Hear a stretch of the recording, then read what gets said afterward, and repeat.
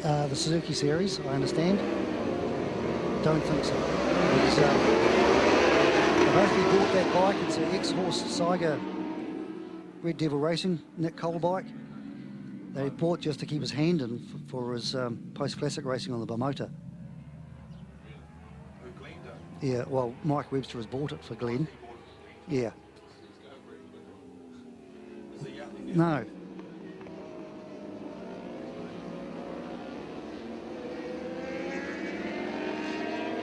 It looks like Hayden is going to have this one to himself.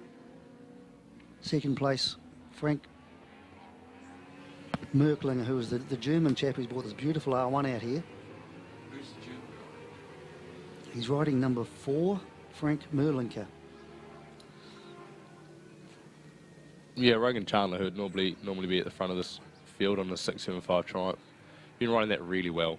He's only a couple of tenths off the lap record for 600s, which is really impressive during winter. So he's definitely going to be a force to be reckoned with in the Suzuki series, you'd feel. Yeah, he's overseas in Australia at the moment, Morgan Park, just flying the Kiwi flag on an R3. Yes, I think he's riding 300, yeah. Yeah, so he's over there at the moment. He sort of struggled a bit in practice, but he should be able to pick it up through Saturday qualifying race today. Yeah, he's one of the quickest guys in New Zealand on an R3. Well, he's won numerous races. Finished second in the TT, so he's a really good rider. Just sort of amount, just like getting used to it, which is what a lot of guys struggle with, trying to pick up a bike straight away.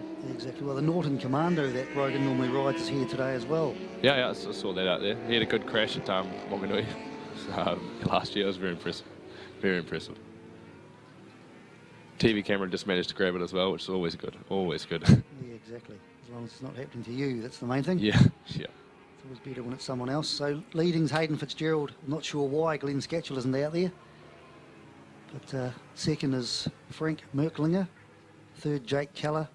Fourth, Malcolm Bielski, I should say. He's sponsored by Zip Plumbing in Wellington. So coming across the line. So this is the first flying lap.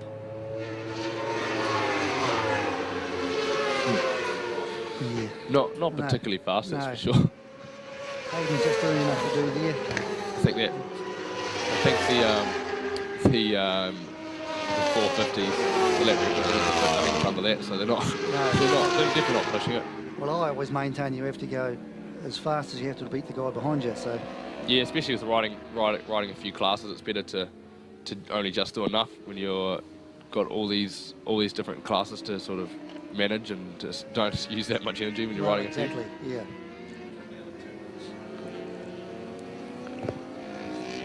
Let alone preserving tyres. Yeah, definitely. I mean, they're pretty expensive tyres, and if you can sort of keep that cost down, it's going to make everything else more sort of affordable, and be able to do more things to the bike instead of having to churn your way through tyres the whole season. Yeah, exactly. You know, for those of you out there that don't realise just how harsh these things are on tyres, you might get maybe 15 to 20 laps out of a rear tyre before it's absolutely shattered. Or you head down to Cargill and you see Yeah. it's not a very abrasive track, and it's very grippy, which is good until you realise that you don't have tyres after 7 laps. Yeah, and Glenn was saying that with the ZX10, with the way the traction control comes on, it's really hard to ride the Macca tyres. You can't ride around it, because the traction control takes over and just makes it impossible. All you do is just lose track time. Yeah. Malcolm Bielski's up there on 3rd place. Look at my ways through on Frank. Yes. You need to go and have a look at that R1. Yeah, I have seen it. It's very impressive. It's got a lot of punch off the corners as well. Sort of. Some very nice bits on it. He's running a bit high into Higgins. It's Yes. a couple of laps now. He's just sort of has missed his braking marker, I guess. It's just not really stuck to the bottom of the line. There's a lot of grip there. There used to be a seal change at Higgins, a line right through the middle of the track, which was no fun to be on if you're on a 600 or a 1000.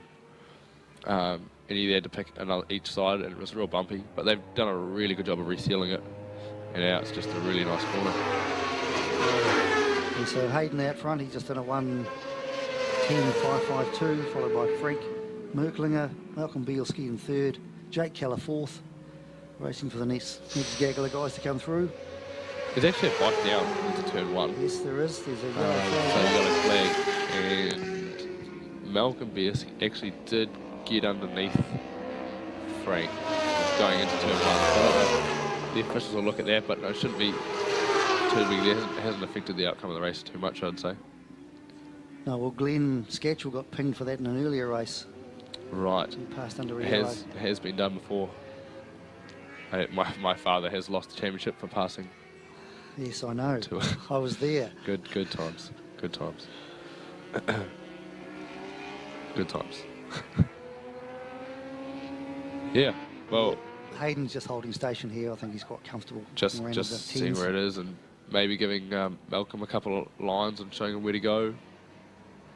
Wouldn't it be too bad just to help improve the overall. And Just coming down the front straight. There'll be 3 laps to go. I'm sure if Malcolm puts his wheel up inside and Hayden will pull the pin.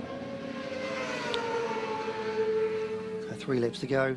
First we've got Hayden, Malcolm Bielski. 3rd, Frank Merklinger. 4th, Jake Keller.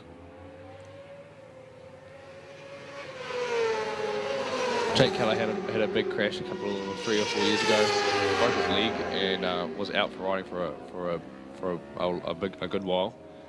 He's back on the pace now. He seems to be riding really well, especially at Taupo. He can ride the short track really well, Right. sort of keep the top guys on the toes. But on the smaller 600, it's not really viable against some quick thousands and some quick boys out there at the front. Ooh, that was a bit close. Yeah, chopped his nose right off. Yes. Hayden's still just out front, just ahead of Malcolm Beesky. Yes, doing just enough. Only doing just enough. Sort of showing Malcolm a bit later on the brakes here. You can go tipping a bit earlier here and sort of improving both their riding, I guess. Well, realistically doing 11s, he's just cruising, isn't he? Yeah. So now we've got 2 laps to go. And Malcolm shows him a wheel. Took the lead for a split second. 7 thousandths between them going over the start line. Oh, really outsiders. Rez, Yeah. very brave. Yeah, well done. Impressive. See if he can hold it there, eh? Hayden might be able to show him a thing or two about passing as well now. Yes, That R1 does look very nice. it does, but he's messing up all his entry points and things, isn't he? Yeah, Frank, Well, quite wide there. Sort of, I think it's just well to put it as a title chance. As a win. Oh, Another weird line there. Hayden on the R1 just pulled with massive power really down the back straight, just sort of left it there, like, oh yeah. So he's gone up the inside. Up the inside. Nice clean move into Higgins. Classic Higgins move. He's And might have missed the gear there and just comes straight back. I And think then he's playing cat and mouse, surely. do this bit in the lightweight on 390s. Not such quick bike, so it's a little bit safer. But Yes. So yeah, the white flag's out. 1 lap to go, so we'll see. Hayden will probably pull the pin here. We'll do wonders for Malcolm's ego, dicing with Hayden for first place. so the yellow flag is in now, so they will be able to pass into turn 1. Sort of know where they cannot, which is always good for a race. Malcolm will try and tag along to Hayden as long as he can, I think. Hayden might have tucked the front there. Good save. Good save. So going to the hairpin on the last lap. Frank again missing a couple of his braking markers. And he's been caught by Jake Keller here. I don't think Jake will go inside into the hairpin. Whoa! Stood him up a new one. Yes, that was a rather aggressive move there. He's not going to be as long as the old R1 just picks it up and see you later.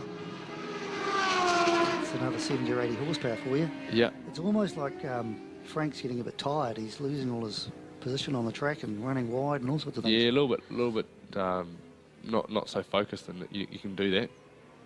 You do have races where you're just not there and it's just not working. But yeah, good race for Hayden. Good last lap. Checkered flag's out. Hayden takes that. And Malcolm, he'll be well Malcolm pleased got with into the the second. 9, so he'll be quite pleased about that. Yes. So yeah, Hayden pulling him along has done his riding good as well. Jake with the first 600 coming out across the line in 4th. It's a good race. Indeed.